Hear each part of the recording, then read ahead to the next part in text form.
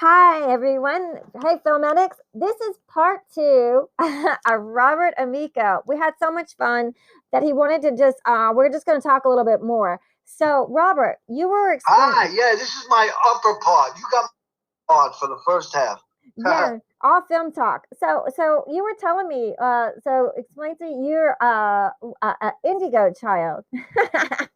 Yes, I'm an indigo child. And it seems like in the universe, all the indigo child are getting together, and that's why the energy is changing. And all of a sudden, in this new year, you're feeling a certain kind of calmness. Indigo children have destiny. They're kind of born to take care of during their lifetime to take care of people and lift up the planet. And whether they like it or not, they spiritually advance to understand that. And they're all getting together. All the people I'm meeting new in during this COVID are all indigo children. And some don't know they are till I tell them they are by their actions and the way they act and their vibration. But So, you can look it up. I'm an indigo child. My mom was told that when I was very young, and because my mom went to a bunch of people. Because when I was a baby, all the animals would want to be with me. My mom would take me to a park, and the squirrels would try and get in the carriage, and the pigeons would land on the thing to the point where she wouldn't even take me to the park anymore. So that's a part of being an indigo child. All the animals recognize that. Like I'm a dog whisperer. I can actually hear what dogs are thinking, and I can actually communicate with them. It sounds really weird, but if you saw me with a dog, you would know it. oh, I have a husky, so maybe you're going to have to meet Oh, my good. husky. I love huskies. I can communicate them with them very easy. So we were basically talking about in lockdown, COVID. You're in in Los Angeles, so it's been really hard here because all the bars and restaurants are closed. It's just people. We were just talking about how we've been getting more filmmaking work done at the end of this because people are coming together, finding nicer people like writers, directors, producers, and doing having more meetings than I've ever had in my life. And so Yeah, you right. because they need product. They're gonna need product. They haven't been busy. They need scripts. They need stuff to go when COVID goes away. Yeah, and then I want people to know, like, so Paul Newman was your mentor in acting class, and you also had someone else who was teaching you, Shelly Winters. Can you tell us about that? Oh, I love Shelly. Oh my God, what an eccentric, loving woman. I got to have lunch with her a few days before she passed. Oh, And what she did was she signed herself out of the hospital, unbeknownst to them, of course. She just left the hospital and came with the mark and the intravenous thing in her arm to have a last lunch with everybody, oh, knowing she was going to die. oh, yeah, Yeah, she was a trip. Let me tell you, she told you it the way it is. She'll tell you the way it is. It's like me. I don't have a filter. Sometimes I answer people and say things. I go, "Oh my God, did I say that out loud? Oh my gosh, I have no filter, and I can't be anything but honest." From Brooklyn. That's the way people are raised in Brooklyn. Excuse me, Robert. Does this dress make me look fat? No, lady. The dress is fine. Your fat makes you look fat. oh, my God. Oh, wow, Oh no. that Yeah, but Shelly was a trip, but I think that she was a better teacher all around for me than Lee because I was so young in Lee's class and I was such a little stony hippie. And I think he knew it, but he loved me. The first day there, the first time I went to class, I was so cocky, and and Lee did something to me that would paralyze me. And what he said was, and there's all these famous people in there, and he before I spoke, he made me sit on my hands, observing that I was Italian, and I had trouble speaking after I sat on my hands oh yes, to because not. Italians use their hands when they speak. Yeah. Oh my gosh. Yeah. to that's rough. But then you But Shelly connect. was a much better teacher because I was more mature and I was already an actor for 10 or 15 years, and I was over at Actors Studio, and she was one of 8 people that she let come in a summer class in New York at the Actors Studio. I was already living here, but I stayed in New York just to be in the master class with her. Oh wow! So you were in the master class with Shelly Winters, and Oh yeah, I don't even know if our young audience might know who Shelly Winters is. Can you just? they probably know her from Poseidon Adventure, but I mean her early films. I mean she has 3 Oscars. One of my favorite films is the first film of Sidney Poitier, and directed by one of my favorite directors, George Stevens. Oh yeah, that was spectacular. It's called Patch of Blue. Yeah, that's a great film if anyone loves studying acting and directing. Patch of Blue. Yeah, Shelly plays a prostitute in it, and her daughter is blind, and she meets a young Sidney Poitier in the park, and they fall in love, but she doesn't know that he's black. And Shelly, and she lives with her mother, Shelly, who's a prostitute, and her grandfather, Shelly's father, who are very bigoted people. And unbeknownst to her, she brings him home, and the shit hits the fan. What a great film! Wow. Yeah, and then the Poseidon Adventure. So that was the one. That was what was the one that everyone knows her for? There was that one movie where they were all in the plane. Remember the one where they were all in that plane, and it was another disaster film, wasn't it? Yeah, and oh my gosh, yeah, she's just so great. Well, she did Robert De Niro's first film, Bloody Mama. It was a Roger Corman film with Robert De Niro, and she played Robert De Niro's mother. Oh wow, wow. And speaking of Italians, we have a mutual friend, right? Armand Mastriani. Yeah, and we probably have a lot of mutual friends. Yeah, he was actually telling me that he gave Tom Hanks his first acting role. Yes, and it's a wonderful little film. He also directed a wonderful film called The Mothman Prophecies. No, not The Mothman Prophecy. Was it The Mothman Prophecies? Or was it the Da Vinci Code? I don't know. It was one of those. But I met Armand doing. Leah Thompson had a TV show called something Jane. Oh, Jane Doe. Oh, nice. And Armand directed an episode that I was in. That's how Armand and I met in the 1990s. And then later on, I was a producer on a film he directed called Dark Desire for Lifetime, starring Kelly Lynch and Michael Nouri. That it was the most watched film on Lifetime ever. Oh, what's the name of that film on Lifetime? Dark Desire. Dark Desire with Kelly Lynch. So it's the most watched film on Lifetime. Amazing. Congratulations. Yeah. Yeah, I love Kelly Lynch from Drugstore Cowboy and the Patrick Swayze film Roadhouse. Nice. Yeah. Yeah. So yeah. So during COVID, so you've been like getting back to playing guitar 3 hours a day. When it was a little warmer, laying by the pool for an hour, working on my tan because I can. Writing, playing around on the stock market. Both July and August, I took off in my little Mini Cooper for Monterey, and I rented a condo right on the water, and it was so beautiful and so quiet and then I spent a couple of weekends with my best friends in the whole world up in Ojai. And other than that, the only time I went out was for groceries or to help people.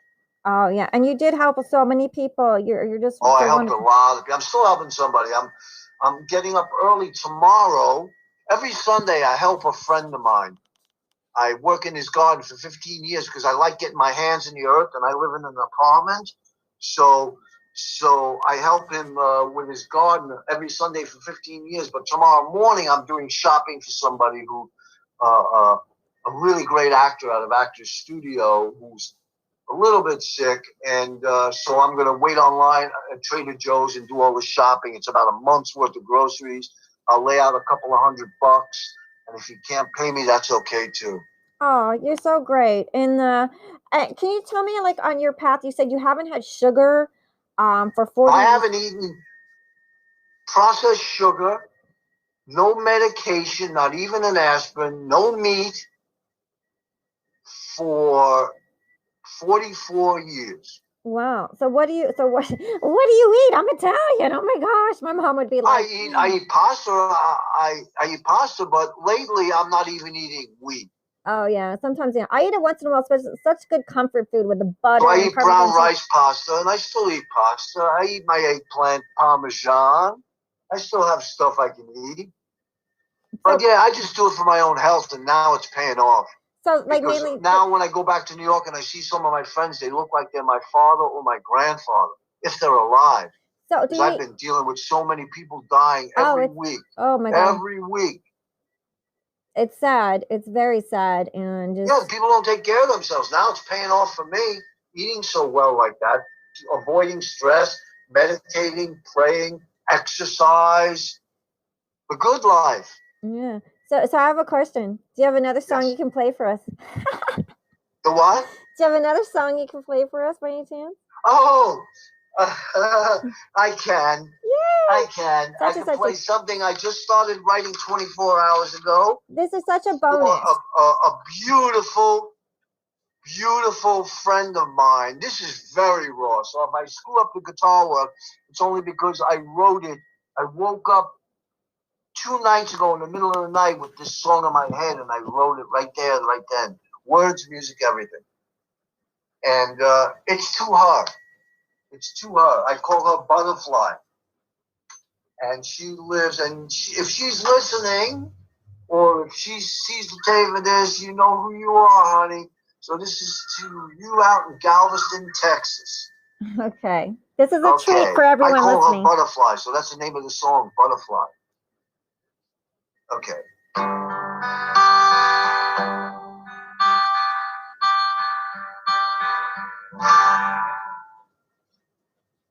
Butterfly,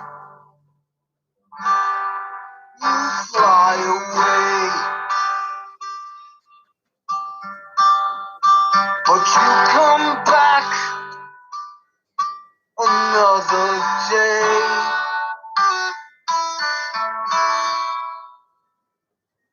I like your wings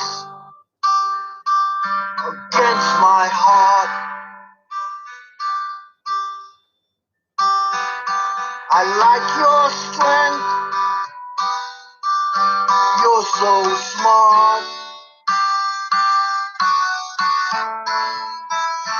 Butterfly,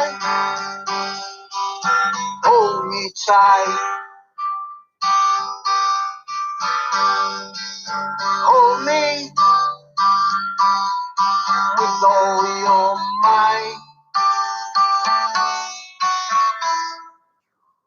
Hold me close, don't let me go. You know that I love you so. I want for you what makes you smile, so you can walk that extra mile. You're no Bigfoot, just big heart. A free riding, don't need to guard. I lift you up, somebody should. I see your soul, it's filled with good. Oh, butterfly, out of your cocoon. Now you can reach the moon. Your soul can shine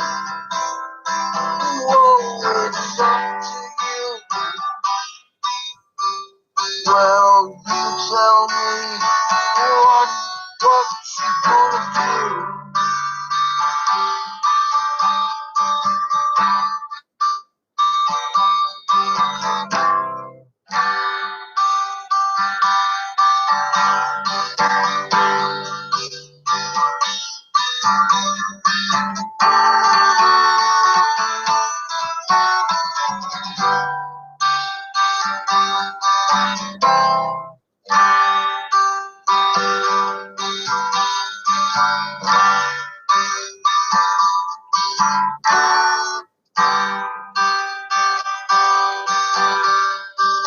Don't confuse sex with love,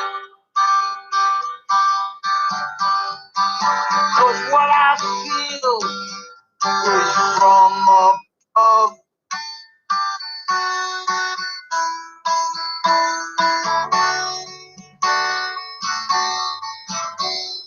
I lift you up, someone should. I see your soul, it's filled with good. I like your wings against my heart. I like your strength, you're so smart. I like your strength, you're so smart.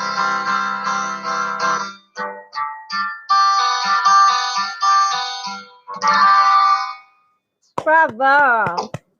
Such a You treat. heard it the first time. It's the first time anybody ever heard that. That's 48 hours old. That's debut on Spotify, on Apple, Google Play. Robert Amico with Butterfly. Where could they get that song? If they want to go buy that song, where can they go get that? They can't yet. I just wrote it. I'm gonna record it maybe soon. I wanted to wait till after COVID's done because I'm a little afraid of putting my mouth near mics and stuff like that. But yeah, I don't know. I don't think I have the voice for it. I just sang from my heart. I would like, I don't know who I would like to sing that.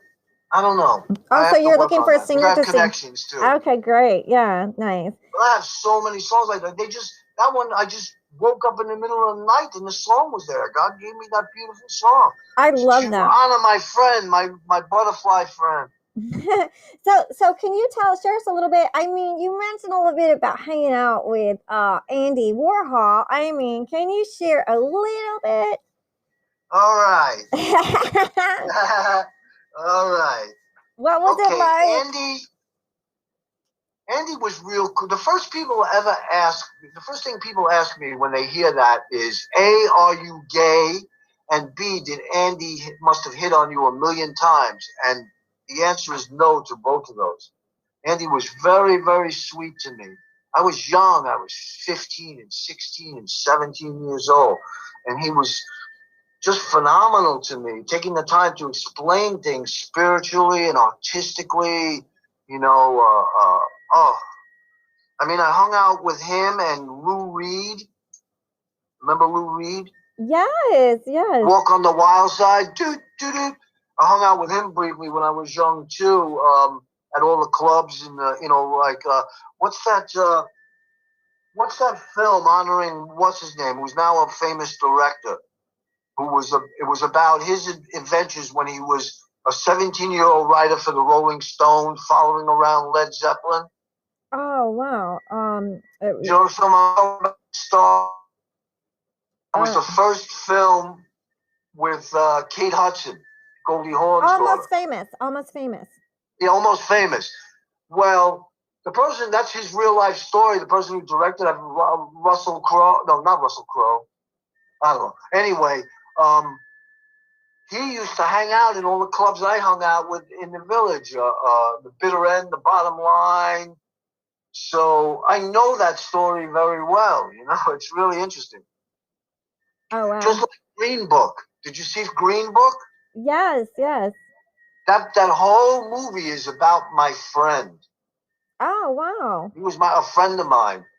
The driver, the guy, he was the maitre d' at the I forgot, not the Rainbow Room, the Copacabana for many years. And his son, who's a friend of mine, wrote the film about his father. Oh, beautiful, beautiful.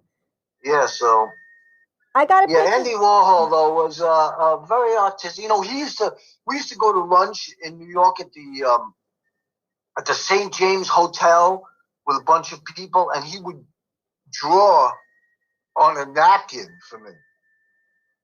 And I was just a young stony. I would just wipe my face with it like a regular napkin. That thing was probably worth about $400,000 now. He drew for you on a napkin and you wiped your face with it. But when you're 15, you're hanging out with Andy. You're just hanging out with Andy. Yeah, like 16, 17 when I was hanging out with Andy. 15 with Timothy Leary. And all the beat poets, Ginsberg, and all those famous people from that time, Abby Hoffman, what who wrote that famous, like, anti-government. He wrote that famous book, Steal This Book, How to Live on $5 a Day. Oh my gosh. So what did you guys do? Just hang out, drink beers, watch movies, do poetry? Drop acid. Whoopsie. Well, when I did it with Timothy Leary, it was legal. Oh, okay, so it was legal. It was made illegal in the end of 1968. Oh, okay. But it makes me the man I am today, being able to look at things outside the box. I truly believe that. Oh, okay, yeah. But I remember being high with Ginsberg, and we're both sitting with our backs to the building, and he's writing poetry in a book. I was so fascinated.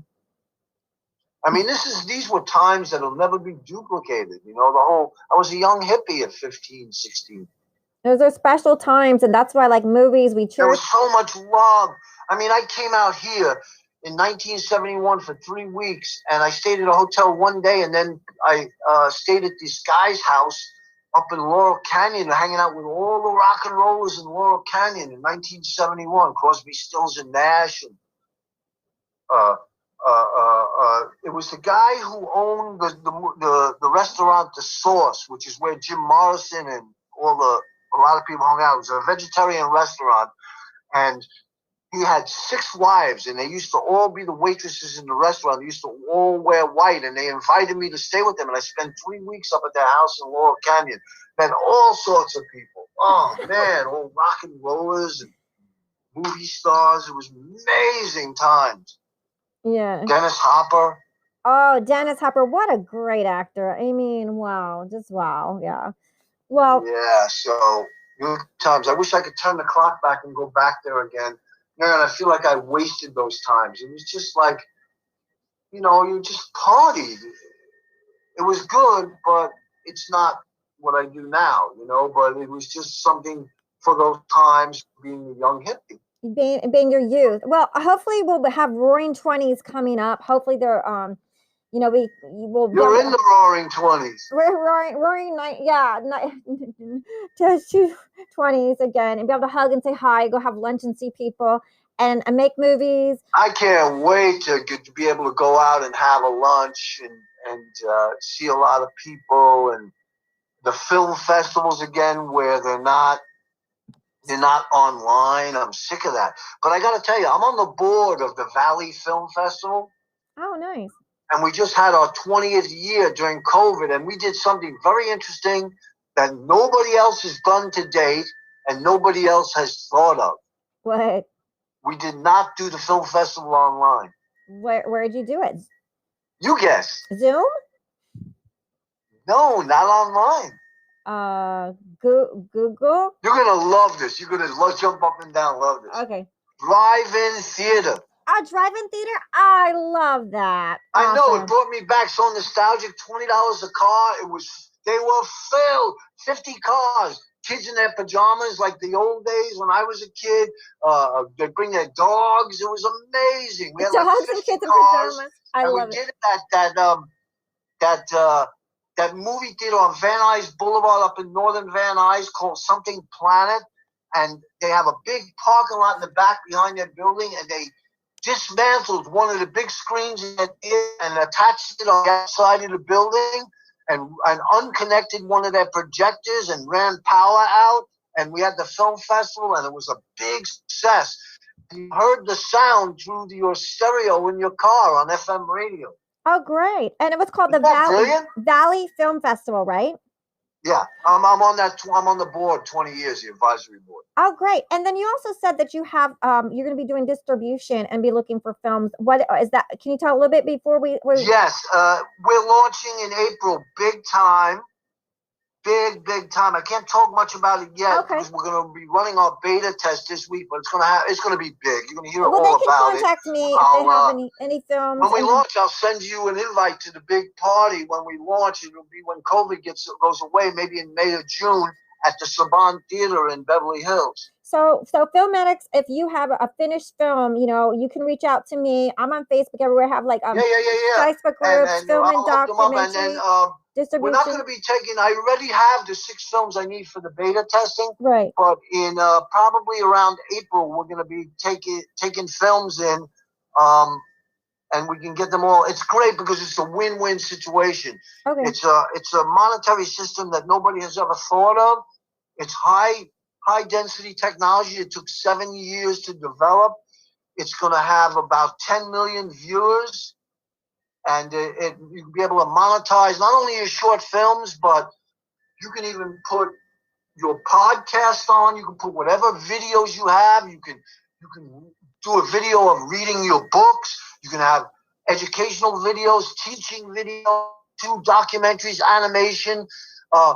Bands, they cannot play in clubs and casinos right now. I know so many, being a musician myself. So what they can do is put their get their band together, put up a camera or use their phone, videotape it and put it up and charge 99 cents for it on the site, and they get a piece of the pie, and they can monetize like they were playing in clubs and have some money during COVID.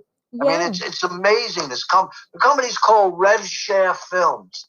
Okay. And the only way you can get in is through a click-on. Even if you want to pay and watch stuff. And then once you click on, like when we get close, I'll get you a click on. So then, you share in the money too of everybody you recommend, and then everybody they recommend, they share.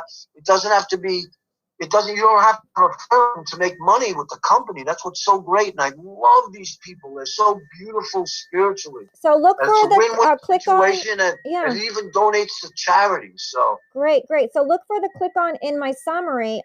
He'll give me the click on. So any Filmatics with the wants the distribution. I can't give it to you. I have to have you registered. I can't do that yet until we're close to launch. Yeah. Later. That's what I'm telling you. Oh yeah, I'll be able to give a click on, and then you could put it on your podcast, your click on, so you can monetize as well as everybody monetizes. So that's a win-win for all our listeners today that are everybody. And then when you register, you pick a charity, and then the company will give 5% of everything you own in the company to the charity of your choice. So it's a complete win-win situation for everybody. Well, now most people can't monetize their shorts, so this is great. But it's going to be fees. I mean, there's going to be religious stuff. Like they're going to, Joel Osteen might have stuff on it, and it's going to be big. I mean, they already have 1 million people lined up in China to just watch. And they love everything American. Oh, great. Well, Robert, we're so happy to have you. This is part 2. I love part 2. We were just having so much fun that we gave our audience part 2 a little bit thing. So thank you so much for hanging out with me in Filmatics today. Thank you. And call me. Don't be a stranger. Okay. Bye, everyone. Thanks. Okay, and let me know if there's anything I can help you with. I would love